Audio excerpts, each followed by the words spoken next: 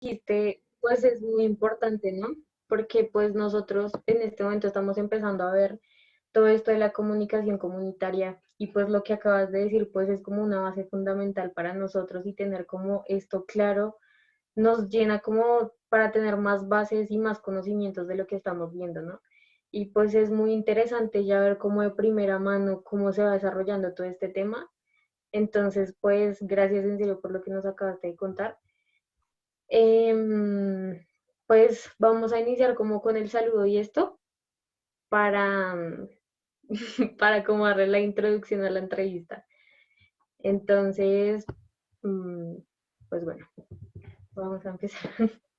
Buenas noches, hoy me encuentro acá con mis compañeros Julián y Nicolás. La persona que les está hablando es María Paula. El día de hoy vamos a realizar una entrevista a William, que es el que hace parte de la Corporación Cultural Atuey. Va a estar contándonos un poco de lo que él desarrolla en su vida cotidiana y cómo se desempeña en la comunicación comunitaria. Entonces, pues, William, bienvenido. Este es un espacio para escucharte, para escucharnos y adquirir más conocimientos mutuos. Entonces, gracias por estar acá el día de hoy. Bueno, Paula, Nicolás y Julián, muchas gracias por este espacio que, que me abren y que le abren a otras personas, no porque estén detrás mío, sino porque están ahí justamente alrededor mío, construyendo también esta iniciativa que es la Corporación Cultural Atuey.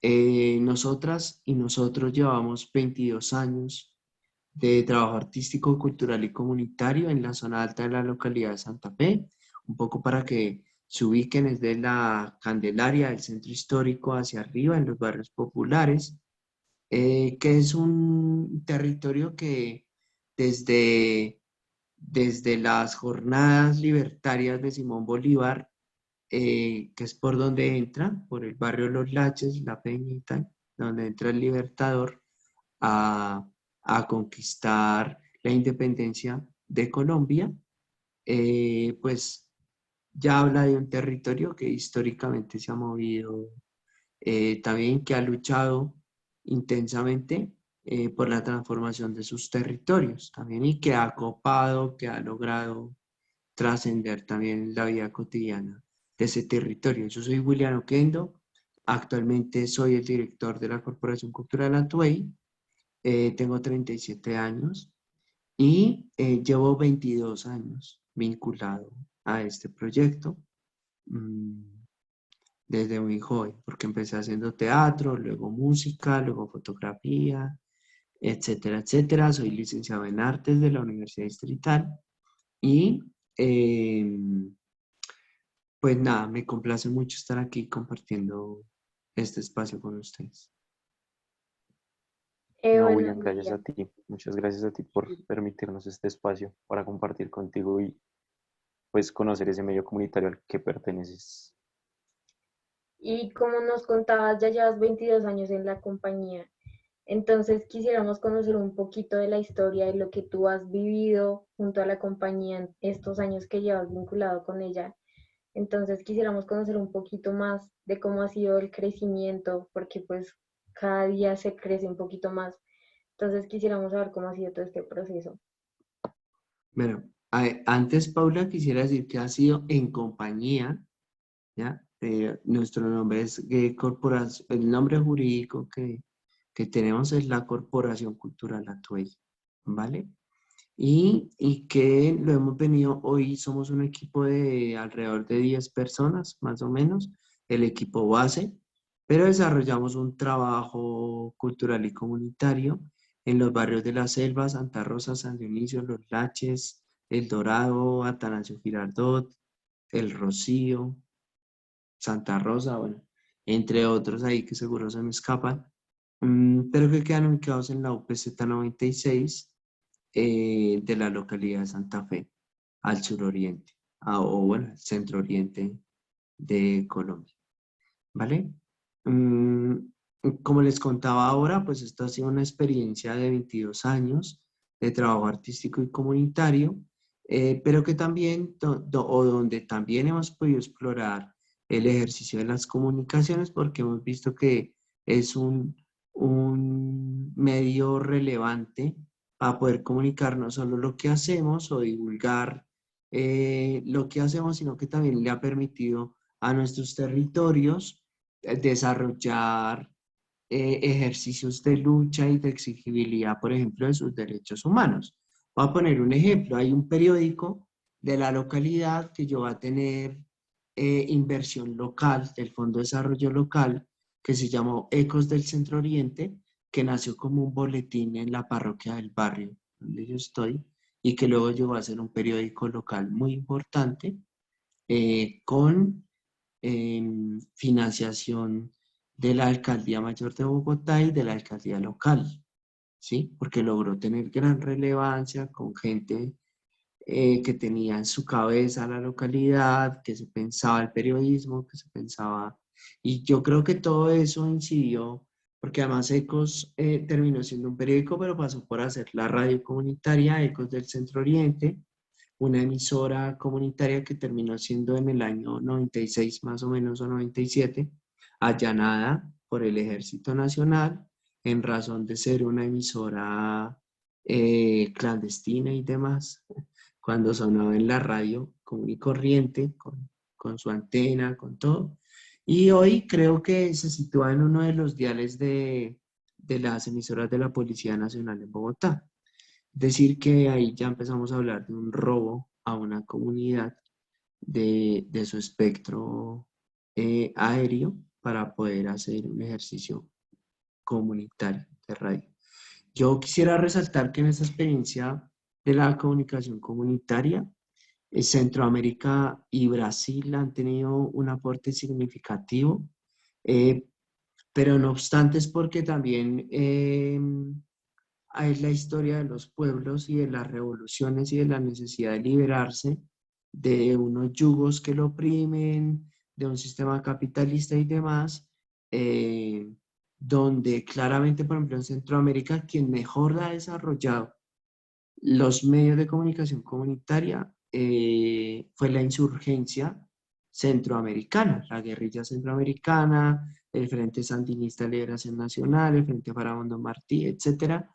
Ellos logran, por ejemplo, ponerle en debate al establecimiento, a los gobiernos centroamericanos, que la mayoría eran de dictaduras, pues logran decirle como, hey, nosotros con un transistor, ¿sí? Y con un programador que roba señales, podemos transmitir, interferir su radio, ¿sí?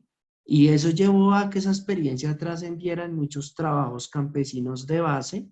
Acá en Colombia nació Radio Sutatensa para en los años 60, 70, ¿ya? Pero vienen de esas experiencias, ¿sí? Y entonces los campesinos y las campesinas empiezan a darnos todo un saber en esas prácticas de comunicar.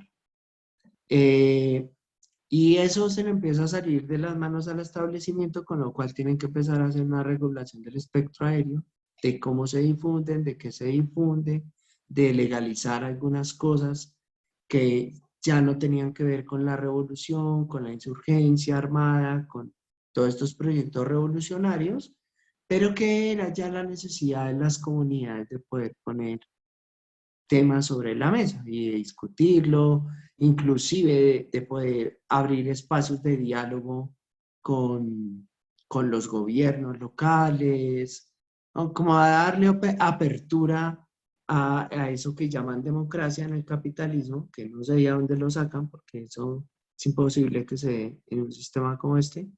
Mm, pero bueno, significativamente los gobiernos tienen que empezar a ceder a esa pugna en las comunicaciones y reconocer esa historia en la localidad de Santa Fe, donde nace el periódico Ecos, donde varios de los fundadores del periódico Ecos vienen de Radio Sutatensa, vienen de todas esas experiencias, y pues que nosotras y nosotros con 13, 14 años empecemos a participar, porque hacíamos teatro, y empezamos a participar de entrevistas con Ecos del Centro Oriente, a tener acceso al boletín informativo de la parroquia, que también se llamaba Ecos del Centro Oriente, pues ya nos empiezan a heredar un sinnúmero de experiencias para la comunicación comunitaria alternativa. Y lo único que nos enseñaron y de lo cual aprendimos, yo las experiencias de Brasil y de Centroamérica las tengo muy claras porque dirigí durante 4 años eh, la red de emisoras escolares en el Centro Oriente de Bogotá. Y pues yo tengo que hablar también desde la historia, ¿no? No es que acá RCN y Caracol o esos grandes medios que ostentan el poder se han inventado las comunicaciones. Que acá teníamos unos medios públicos también en el país, donde ellos eran los productores de contenidos y a la final se cansaron de que el establecimiento no les siguiera dando lo que necesitaban y empezaron a darse cuenta que era un arma muy importante eh, en contra de la movilización social y de las transformaciones que necesita este país. Y en el año 95 y 93 empiezan los proyectos de televisión de RCN y Caracol, que ya venía teniendo un monopolio bastante fuerte en la radio, ¿sí? Lo mismo que la familia Santos con el tiempo, entonces ya a finales de los 90 se crea City TV, todos estos aderezos que salen del tiempo, como City TV, como en parte, gran parte de las acciones pues, que manejaron el colombiano en Antioquia, eh, todo lo que tuvo que ver, por ejemplo, la, la, los periodistas del tiempo con, con el canal del tiempo, ¿no? El canal de televisión también, con ADN, las pugnas que tenía al interior del Partido Liberal con el periódico del Espacio, ¿sí? Nosotros, estos relatos, pues también están documentados en un centro documental que hemos venido creando desde hace 6 años, donde tenemos una colección de archivo de lo que ha dicho la prensa, tanto en video, en emisoras, en prensa, en internet, de nuestros barrios, porque también ahí han salido los conceptos de estigmatización, de señalización, de maltrato a los jóvenes, perdón, que pues que ninguno ha tenido la culpa de nacer donde nació ni de ser pobre, pero que aún así los medios se han prestado para un gran juego y que además ha terminado en la desaparición forzada, en la tortura, en el asesinato de jóvenes selectivamente y que eso muy mal ha sido llamado la limpieza social, por ejemplo, ¿sí? Pero ha tenido que ver con todo ese monopolio y todo ese juego que desde las comunicaciones, un sistema como estos en Colombia, que le llamamos democracia, lo que ha venido también poniendo sobre la mesa es que las comunidades finalmente tienen que tragarse el cuento entero de lo que opine María Elvira Samper, por ejemplo, en las mañanas de RCN con Yolanda Ruiz, ¿sí? Donde la única estrategia que yo, por ejemplo, que le hago análisis a medios de comunicación es desinformar. Y cuando digo desinformar no es solamente un cliché, sino porque en las comunidades no se está investigando, no están yendo los periodistas, sino a cubrir una noticia, casi siempre tarde. No hay una vivencia, no hay una experiencia de fondo. Y creo que es un llamado que hace la experiencia de la comunicación comunitaria, de los medios comunitarios, para eso. Fíjense ustedes, un dato. La semana pasada hay 5 detenidos, 5 chicos, chicas detenidas que se la están pasando muy mal en la fiscalía, que están a puertas de ser condenados a no sé cuántos meses o años de prisión. ¿Sí? Ahorita tienen casa por cárcel, pero todos son comunicadores comunitarios.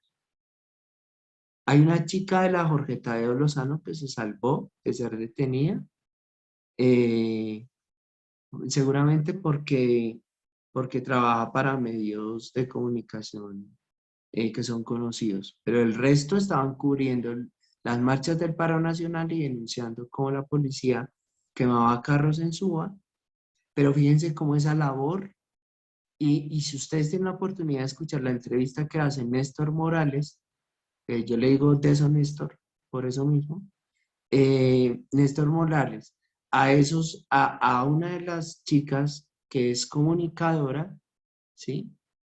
Donde él le dice que porque si ellos son periodistas, tienen que llevar cascos y chalecos a las manifestaciones y finalmente van a ir a cubrir. Pues eso habla muy mal del paradigma de la investigación, del paradigma de los retos que pone la cotidianidad para un periodista o un comunicador, ¿sí? Y ella le dice, hermano, pues yo le invito a que usted se movilice un día a cubrir una movilización y al otro día sepa cuáles son las condiciones para la vida, para conservar la vida con las que tiene que ir, ¿sí?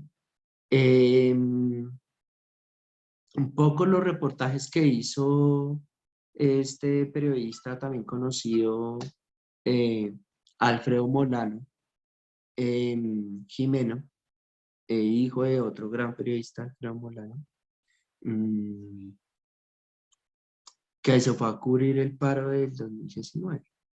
Y ahí está en YouTube. Pues fue en las mismas condiciones, pero pues él iba por parte del espectador y, y bueno, pues no corrió con la misma suerte y la idea, y no estoy haciendo un llamado a que eso tenga que ocurrir, pues porque para eso está la libertad de expresión, pero entonces en Colombia la libertad de expresión tiene que ver con hacer caso, ¿cierto? O conseguirle la cuerda al establecimiento, al régimen, como ellos mismos suelen llamar a otros países.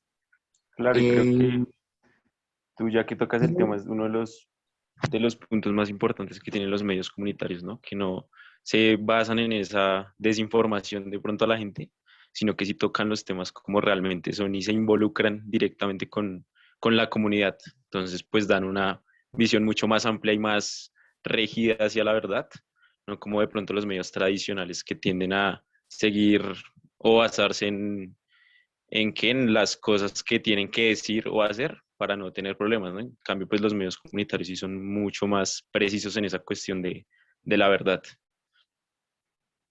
pues, Nicolás, mira, ahora que tocas ese tema, me haces acordar mucho de un diálogo que tuvimos, muy afortunado y muy honroso con un fotoperiodista que se llama, em,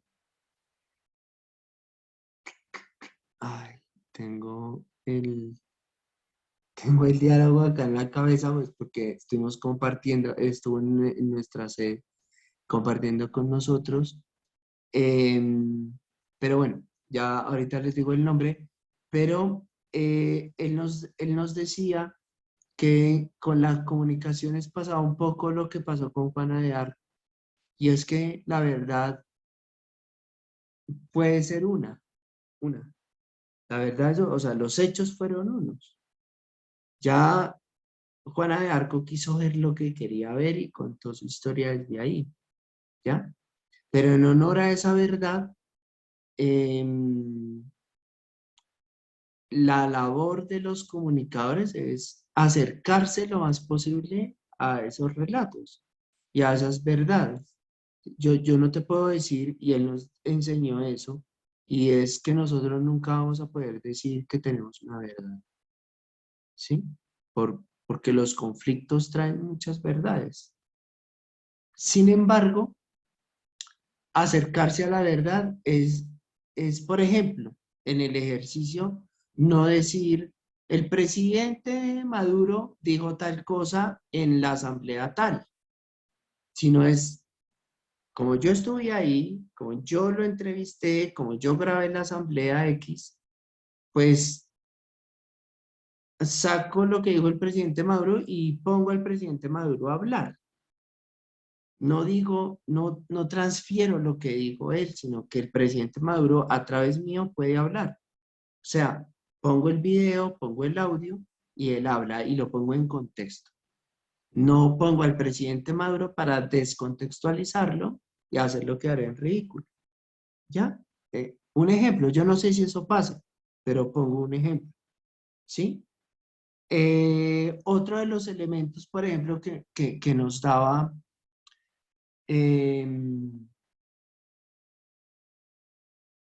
pucha, es que se me fue el nombre. Pero bueno, otro de los elementos que él nos daba, por ejemplo, en los fotoreportajes, porque cubrió muchísimo la violencia de este país, nos decía, miren, yo tuve que escabrosamente pasar a ver los cuerpos muertos, ¿sí?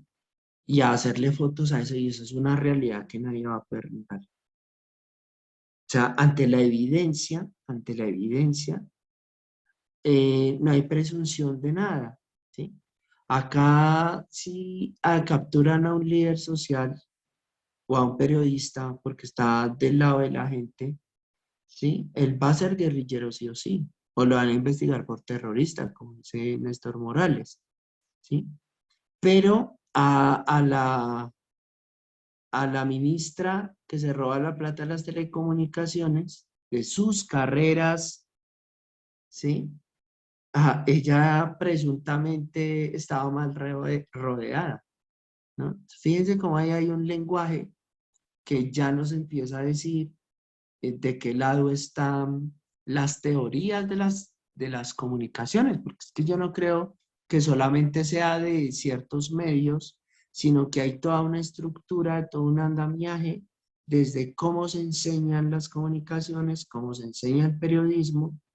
Yo estoy seguro que en unas generaciones más adelante, la literatura de Alfredo Molano, que escribe periodismo puro y neto, sociología y periodismo puro y neto, eso no lo van a mandar a leer en ninguna universidad, porque eso trasciende. O sea, la invitación que hacía Alfredo era irse a hablar con los campesinos, a recoger café, a escuchar, a escribir el diario, el diario cotidiano, y luego a escribir una literatura periodística o a hacer un informe periodístico o a hacer una columna de prensa, pero que eso lograra poner allí eh, en la cotidianidad, ni siquiera eran las palabras de Alfredo. Uno lee eso y se da cuenta que ahí están hablando los campesinos sobre la tierra, los pescadores, sobre el Magdalena Medio, ¿sí? O tú escuchas la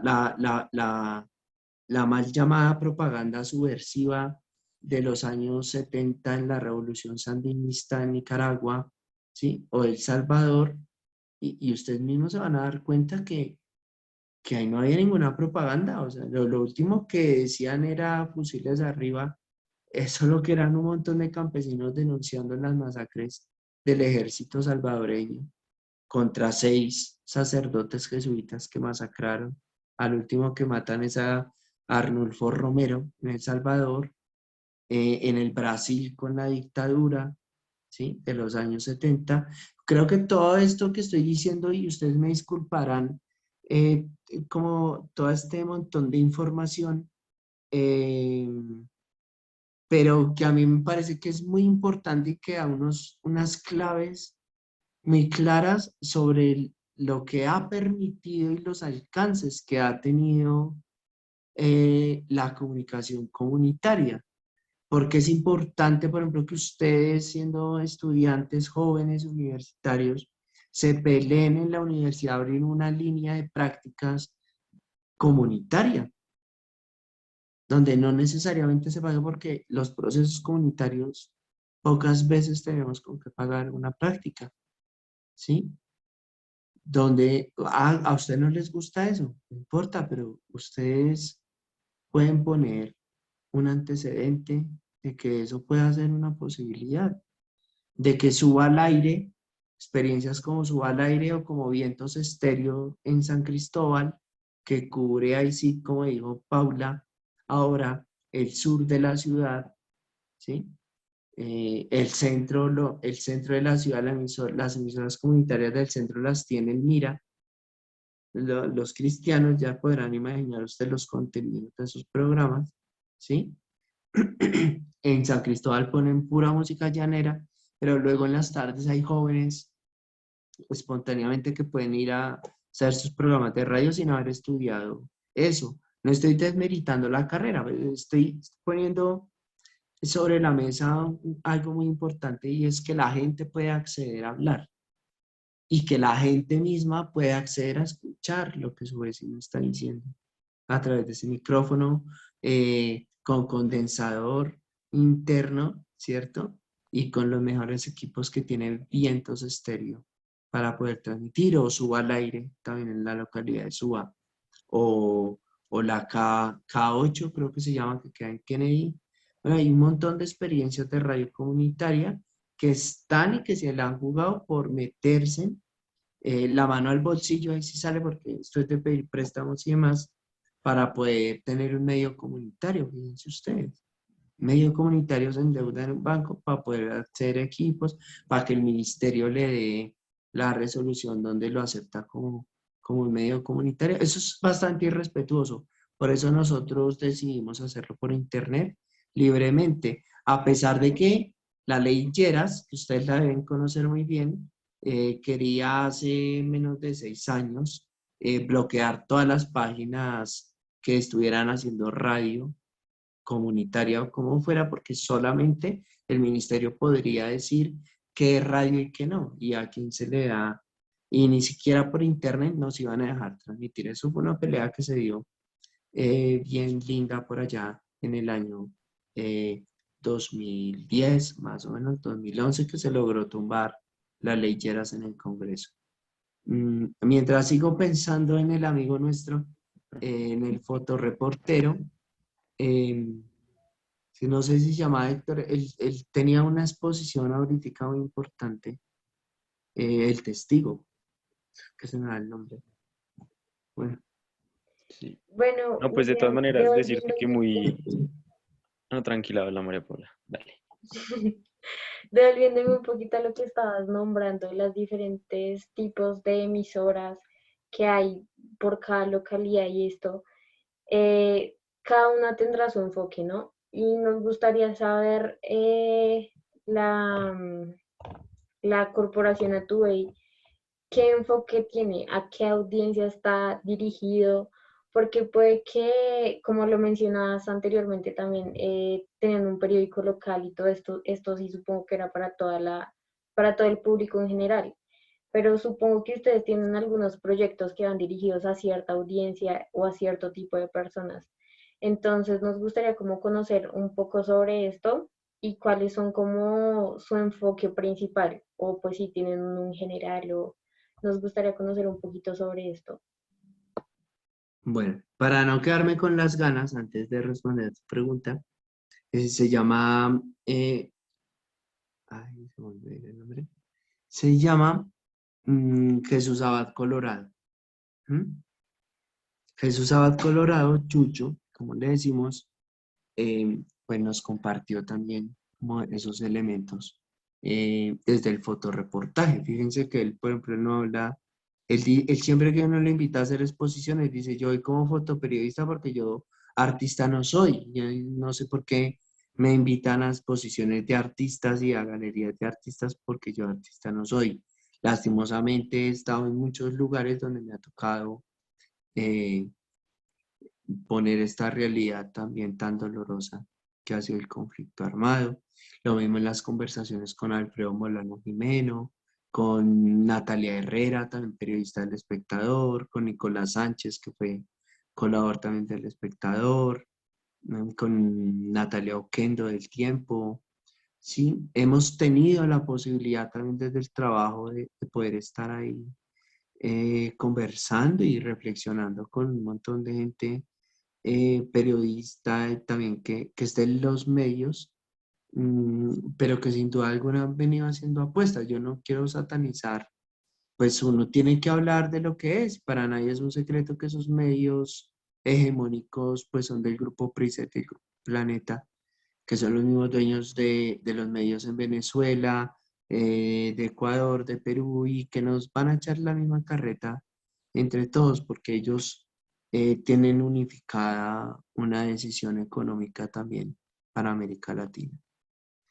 ¿Qué retos? Yo quisiera hablar en torno a esa pregunta que hace Paula.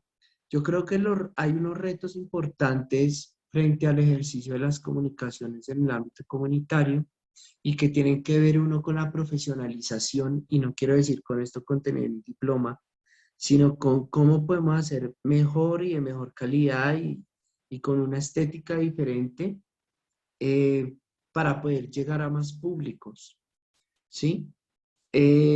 Al barrio le ha costado la solidaridad, por ejemplo, para sacar las primeras fotocopias en el año 90 del boletín Ecos, que nació, pero que luego, fíjense cómo trascendió y cuando ya se habla de descentralización en Bogotá en los años 90, eh, el alcalde local y la presión política misma que venía haciendo ese boletín logra hacer que la alcaldía local saque unos recursos para la emisora Ecos del Centro Oriente y luego saque unos recursos para fortalecer un medio periódico como fue el periódico Ecos.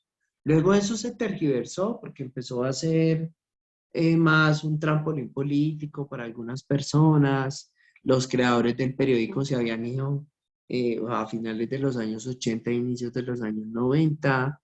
Eso quedó en otras manos, pero fíjense que de todas maneras logró tener un alcance, ¿sí? Que si seguro las personas que lo empezaron estuvieran ahí, hoy el periódico Ecos seguiría. Yo creo que desde ahí eso nos pone un reto y es a crecer, a dialogar con los medios de comunicación. Creo que hay periodistas, hombres y mujeres, gays, lesbianas, desde donde sea, pero que sean periodistas, comunicadores. eh, Hay que hacer más periodismo. Yo siento que hay un reto enorme. Hace unas semanas estaba hablando con dos chicas que también nos buscaron de otra universidad. eh, pero no nos gusta el periodismo y siento que hay como un afán de comunicar, pero no de hacer periodismo, cuando es la herramienta seguro más bonita y la mejor herramienta para poder investigar. Y no es otra que el periodismo. Eso no fue un legado que nos dejó nuestro gran amigo Daniel Chaparro también, antes de ser asesinado por los paramilitares del ejército, ¿sí? em, Nos dejó ese legado, que el periodismo es seguramente la herramienta de investigación más poderosa que hay. Nuestro centro documental, por ejemplo, para ir con un segundo elemento, adquirió a través también del programa Contravía, dirigido por Holman y Juan Pablo Morris, Morris Producciones, nos dejaron también un dossier de la gran mayoría de su biblioteca de programas de contravía, donde se hace periodismo puro y duro. Claro, del conflicto armado, pero fíjense que hay unos elementos muy importantes en torno al ejercicio de la investigación. Entonces, la profesionalización que tiene que ver con invertir en equipos, con invertir en recursos, voy a decir humanos, pero eso no quiere decir que eso necesariamente pase por un pago, sino por la profesionalización de esas personas que hacen el ejercicio de las comunicaciones. 3, entender que el ejercicio de las comunicaciones trasciende todos los días y todos los días le deja un mensaje a la gente que va a salir a tomar el bus, al que va a salir a robar, al que va a salir a atracar, al que va a salir a subirse al bus a vender prunas. A cada uno le deja un mensaje. Y es o que el capitalismo nos gana la batalla todos los días, que todos los días hay o que definitivamente este país tiene esperanza, que este país puede salir adelante, que no hay que robar busetas, que seguramente la plata está en los bancos y en otro lado. No estoy incitando a robar, estoy diciendo, es que ahí hay un poder enorme en comunicar, y comunicar no es otra cosa que transferir y que me devuelvan, porque se ha entendido que comunicar es escuchar y ya. ¿Y cómo así? Pero es que yo le he escrito a Yolanda Ruiz a decirle, oiga, no estoy de acuerdo con eso que digo en el Twitter y no pasa nada. Y seguimos diciendo que eso es comunicación. Pues eso no es comunicación. La comunicación es un ciclo. Yo tengo una información porque la saqué de algún lado, se la entrego a Nicolás, a Julián y a Paula, ustedes lo mastican, lo difieren y dicen, oiga, estoy de acuerdo o no estoy de acuerdo con esto. Y cuando ustedes interpelan, y yo puedo tener respuestas de interpelación, hay comunicación. De resto no hay comunicación. Lo otro es una farsa, ¿sí? Y eso es un cuarto elemento, y es las comunicaciones como un poder transformador, un elemento transformador, y es transformador en tanto hay un diálogo. Si las comunicaciones no nos ayudan en este país a generar diálogos, si los medios de comunicación insisten con que el ELN es un grupo terrorista, masacrador, no sé qué, y no abren sus puertas para hacer una segunda mesa de diálogos de paz, pues vamos a seguir en guerra. Es así de sencillo. Si los medios de comunicación de este país hegemónicos, porque luego están nuestros amigos también de Contagio Radio, de Prensa Alternativa, Desde Abajo, ¿no? Que son la prensa comunitaria, que fíjense, todos estos medios que acabo de nombrar nacieron de algún barrio de Bogotá, de algún barrio campesino, ¿m? Y que hoy son medios alternativos. Seguimos insistiendo con que la paz debe ser completa. Y, por ejemplo, acá los medios de comunicación hegemónicos se prestaron para que la gente saliera a votar, ¿no? Con un montón de mentiras. Ahorita salió el ministro de Defensa con, fíjense eso que acaba de pasar, que es el contraste con ese cuarto elemento que estoy nombrando, que es en las comunicaciones como un ejercicio de poder para transformar.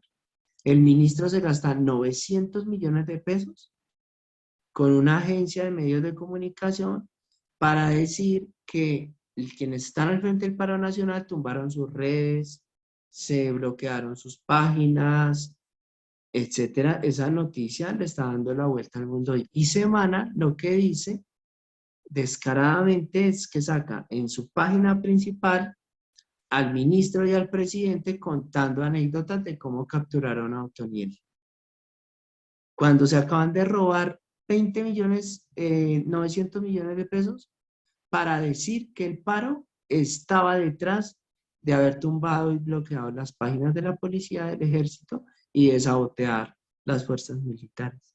Eso es bastante grave. Y que los medios de comunicación a esta mañana, bueno, ayer en la mañana, hayan salido a decir que entonces el ministerio tiene la culpa por lo que los hicieron caer en el error de decir mentiras.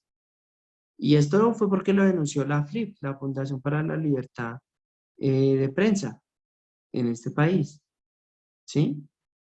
Y si no lo denuncia la FLIP y hace quedar mal a estos medios, los medios ya salieron a decir, ay, no, es que el ministerio nos hizo incurrir en el error. Para mí eso es falso. Hay medios de comunicación que sabían que estaban jugando de ese lado. ¿Mm? Entonces yo creo que hay esos cuatro elementos: profesionalización, equipos, profesionalizar contenidos, hablar con la gente, indagar, periodismo, estar ahí y reportar lo que está pasando y dar la voz. Un segundo elemento que tiene que ver entonces con la producción de contenidos, con el fin de poder poner sobre la mesa esas visiones, un poco aludiendo a eso de que no hay verdades absolutas, supuestamente eso nos dicen, ¿no? Pero el periodismo nunca va a ser, para mi concepto, ni las comunicaciones nunca van a ser objetivas, o sea, son muy objetivas y muy subjetivas, ¿sí? No es que estén neutras, eso es una gran mentira. Uno habla de lo que uno quiere también, y tomar postura no está mal. Solo que en este país sí lo alternativo y lo diferente toma postura, eso está mal, ¿sí? Pero si lo que tiene que ver con resguardar un sistema que no es beneficioso para la gran mayoría, pues eso está bien. Y ahí sí tú eres periodista. Si transmites desde una oficina o si transmites desde la calle, pues eres terrorista, porque eso no funciona. Un tercer elemento es poder invertir en la gente que empieza a hacer el ejercicio. Y eso tiene que ver con el pago, pero también con asistir a talleres, con capacitarse, con poder entrar en diálogo, inclusive con los medios hegemónicos, con hacer seguimiento. A mí me dicen, hermano, no pelee con la radio, deje de pelear con esa gente, cambie de canal si no le gusta. Pero es que mi tarea, o sea, para poder estar aquí con ustedes es porque hago el ejercicio todos los santos días. Así no me guste, escucho RCN, escucho Caracol, escucho la W porque me dan los argumentos, a veces los grabo, me tomo la tarea de analizar lo que están diciendo los medios para poder contarles a ustedes hoy o a otros mañana estas reflexiones a las que hemos llegado como medio comunitario también. Y quinto, yo creo que tiene que ver con la producción desde el análisis de los contextos, ¿sí? La producción desde el análisis de los contextos, como les decía ahorita, pues tiene que ver con esa relatividad de decir la verdad o no, que finalmente son las historias de la gente las que están ahí. Nadie nos va a contar mejor esas historias que la gente que lo ha vivido, ¿sí? Para nosotros la primera fuente no es el establecimiento. Para nosotros la primera fuente es quien vivió los hechos. La segunda fuente es la prensa y demás, porque en su afán noticioso llegan de segundas. Y por últimas llega la policía, medicina legal y demás. Entonces esa es la tercera fuente, pues ya vemos las cosas como son. Entonces, para responder esa pregunta, esos 5 elementos. Muy bien, William. Muchísimas gracias. 5 elementos bastante, creo que esenciales en cuanto a la comunicación. Y algo que te iba a preguntar de pronto para una respuesta así bien puntual, que pues básicamente ya nos has dado pues respuesta al tema, pero es de pronto cuál fue tu principal inspiración para o sea, comenzar a hacer comunicación comunitaria.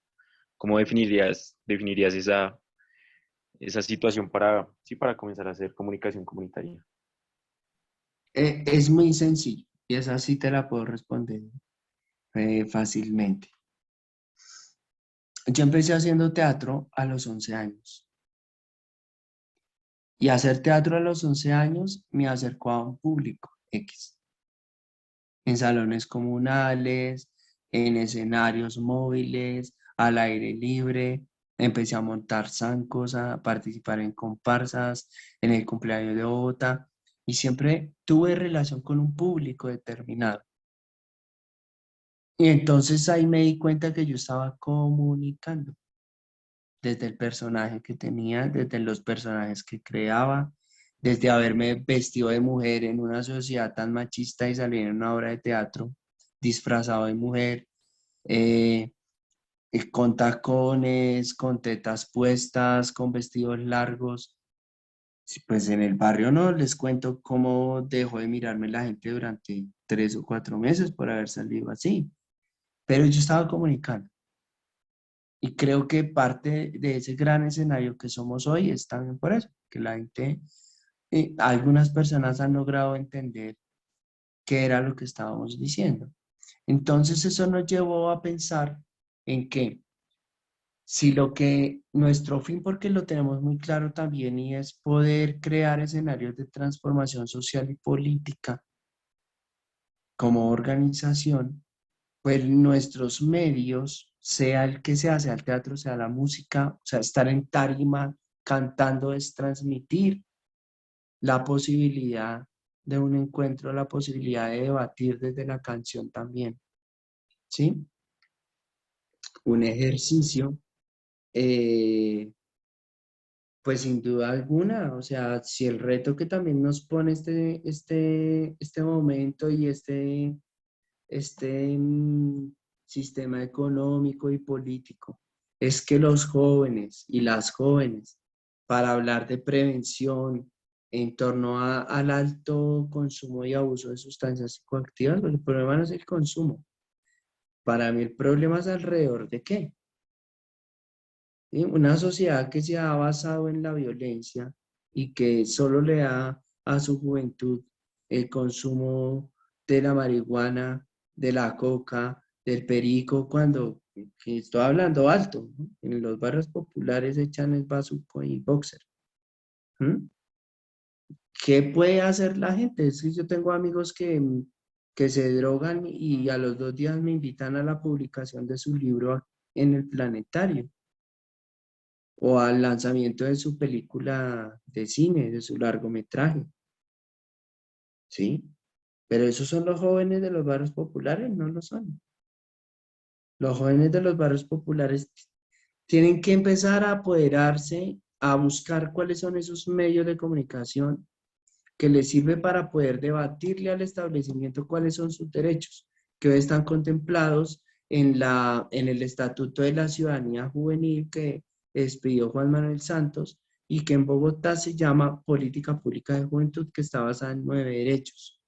Por ejemplo, tenemos una política pública de mujer y géneros en la ciudad de Bogotá que se abrió con la apertura de la Secretaría de la Mujer y que luego ahora Pereira se está debatiendo a ver si lo abre o no, cuando su tasa alta de feminicidios le sigue a Medellín, que ya tiene la Secretaría de las Mujeres, pero que ha sido una lucha difícil.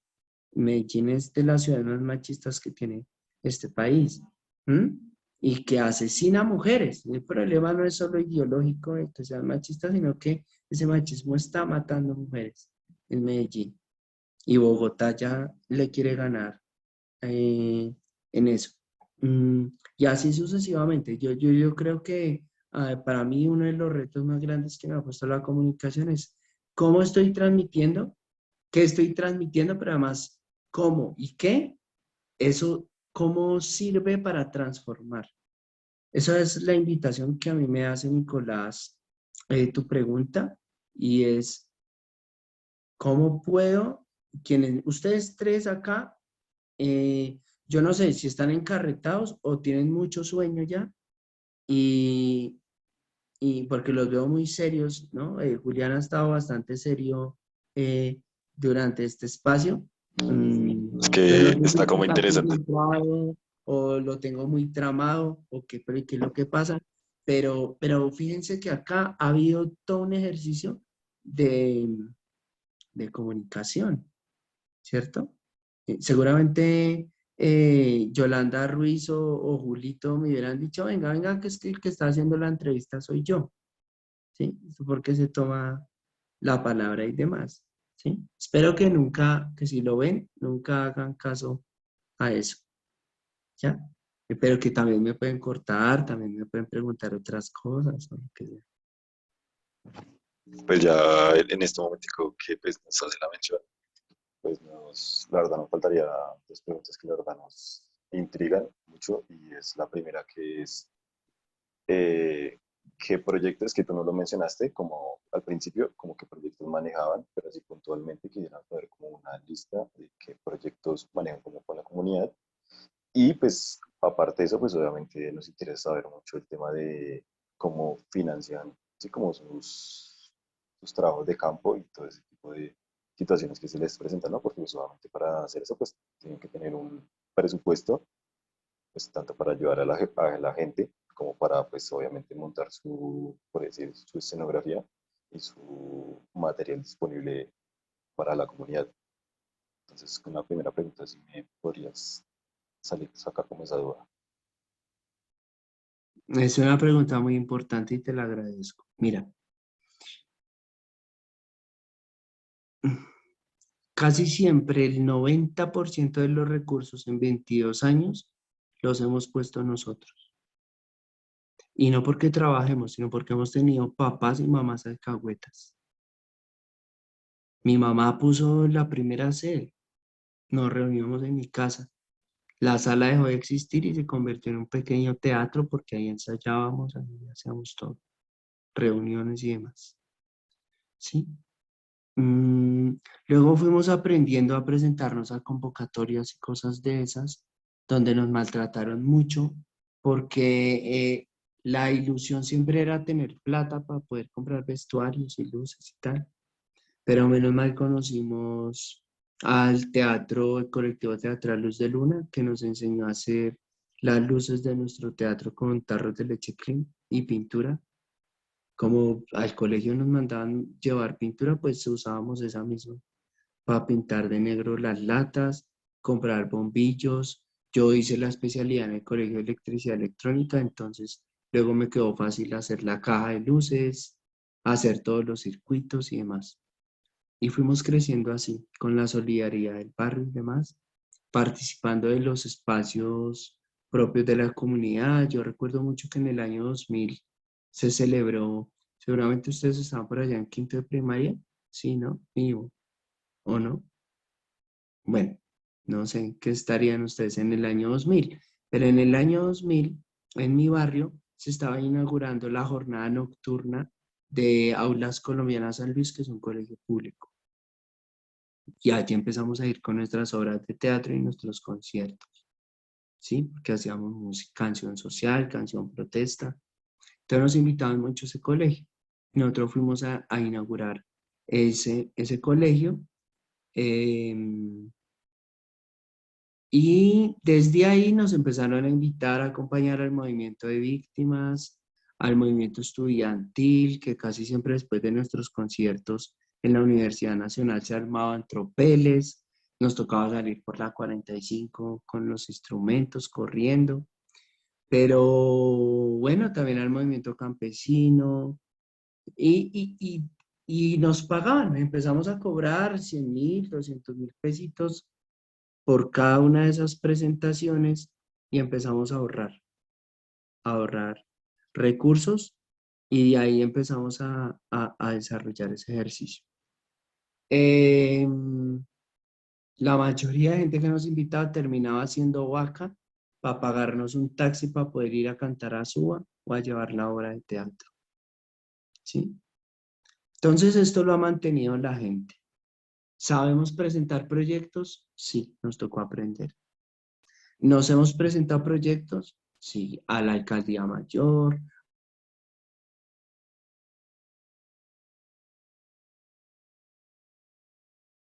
Otros no, nos han dado premios. Esos premios no significan sino una condecoración de cristal, un dinero que nos ha servido para comprar equipos, pero, pero bueno, que eso no nos hace dejar de decir, ¿no? El hecho de que la alcaldía mayor de Peñalosa nos dé 2 premios en reconocimiento al trabajo que hemos hecho, no quiere decir que dejemos de pensar que Peñalosa no es un proyecto viable para esta ciudad ni para este país.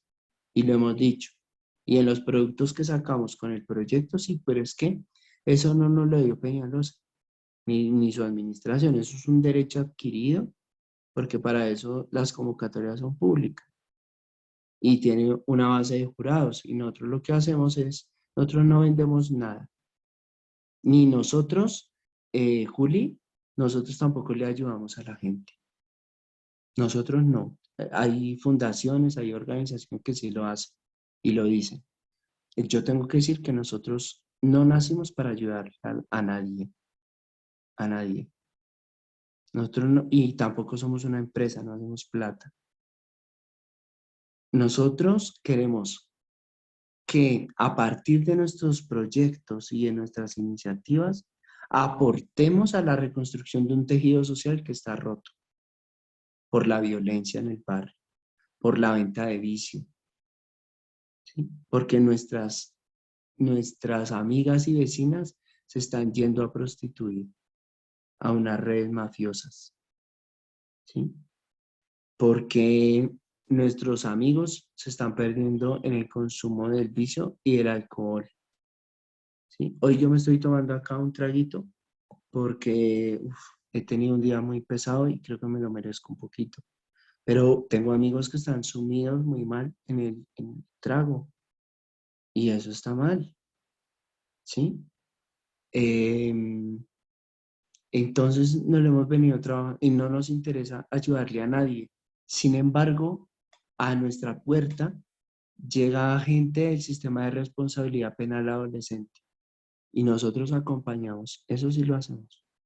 Tenemos un equipo de psicólogas que acompaña esos procesos.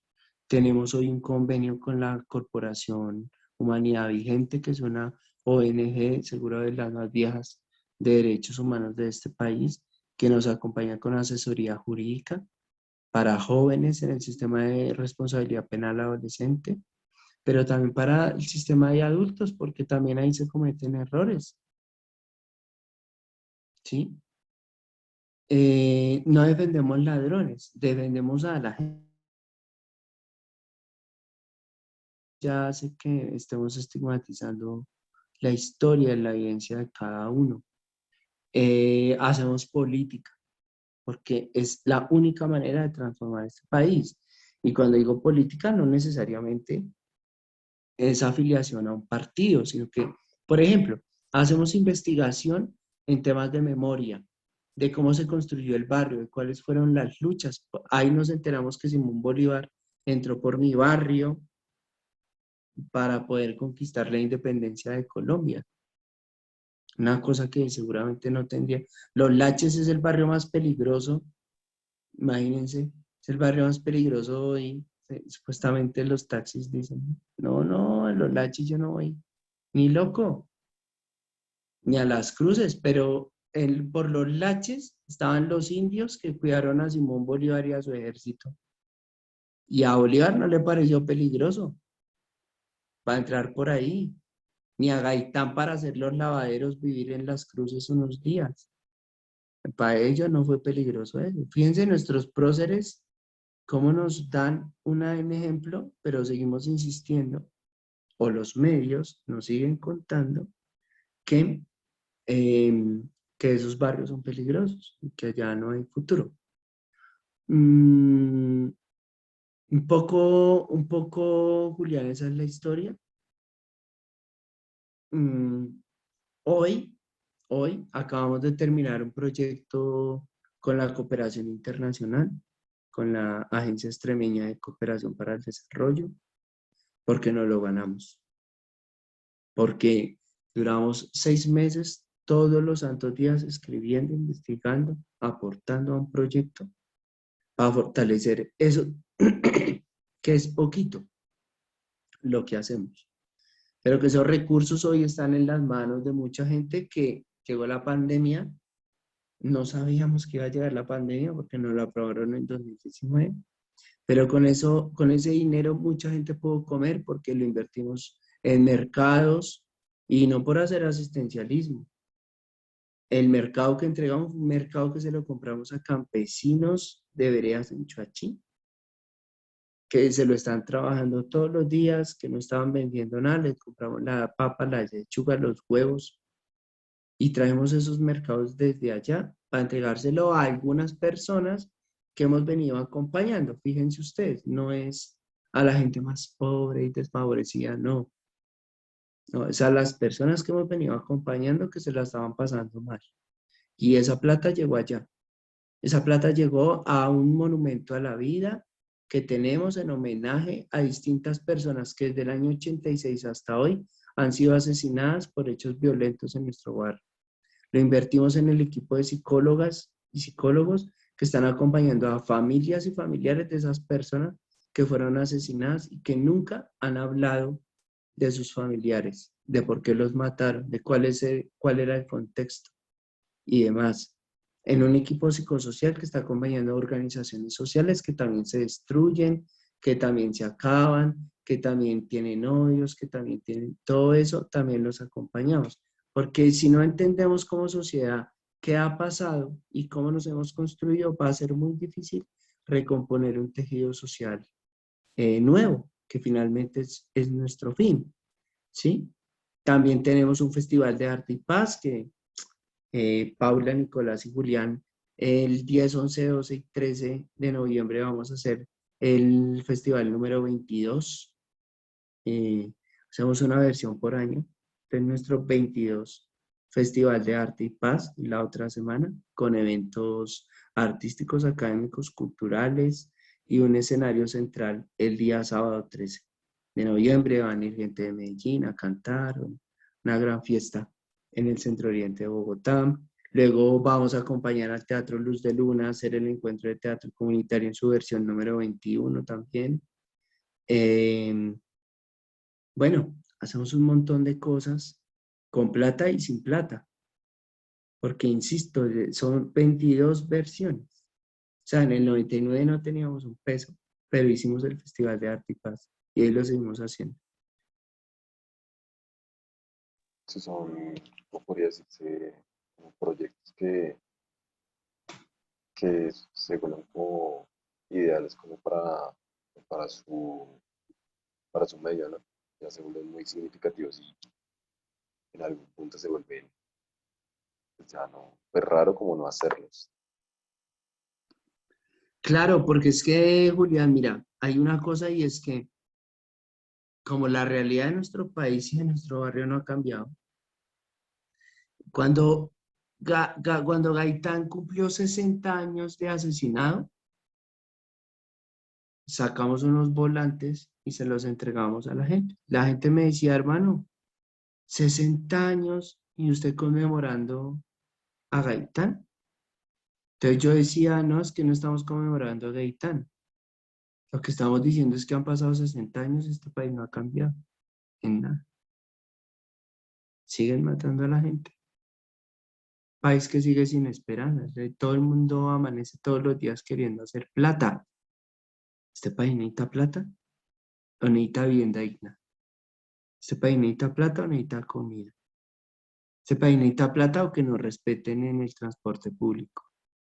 ¿Este país necesita plata o que Paula en vez de trabajar se dedique a su estudio? Es de que ustedes estén haciendo entrevistas a estas horas.